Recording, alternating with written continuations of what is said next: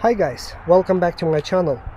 This is a really short video that I'm making about why your Gio Golf regular or premium like this one is not powering on. Obviously you have to make sure the breaker switch is on position, and once you turn on the ignition switch you have to wait few seconds and then it will power on. It will not power on instantly, so you have to wait 3-4 seconds.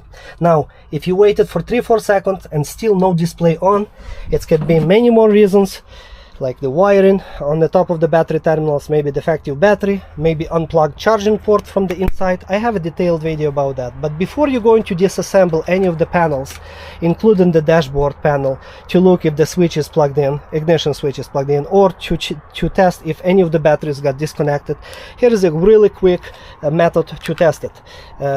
Take a basic multimeter, set on the DC settings, and if all of your batteries are working in working order, if all of your battery wires are connected, if there is no blown fuse, if the breaker switch is in working condition, you will have power coming out from the plug.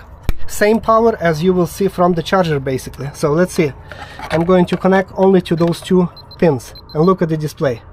67 volts. My batteries are fully charged up. So this middle one is not connected to anything, so don't worry about the middle prong. Only those two, left and right.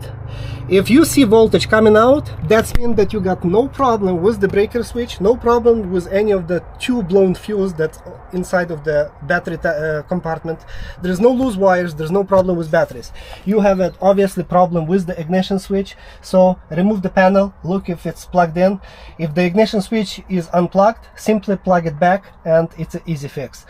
If it was plugged in, it doesn't mean that the ignition switch could not be defective. Maybe it's internal defective. So unplug your ignition switch, and then from the same wire that coming from the scooter to the ignition switch, you're going to have a plug with two wires. Connect them with a paper clip and wait 2-3 seconds. If the display will power on, that means that your ignition switch is defective. If you override it with the paper clip or a piece of wire and nothing comes on, then obviously you would have to look underneath of the seat, because most of the components, like we're talking about the main controller and the rest of the wiring, would be underneath of this base of the seat. I have a detailed video about that, but for now this is the easiest method. 60 volt, 67 volt coming out from here.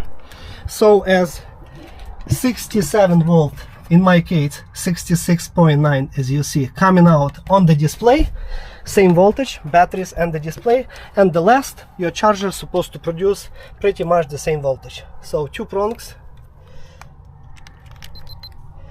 and we have 68 volt coming out from the charger. That's what you want to see. So your charger is working fine, your batteries are working fine.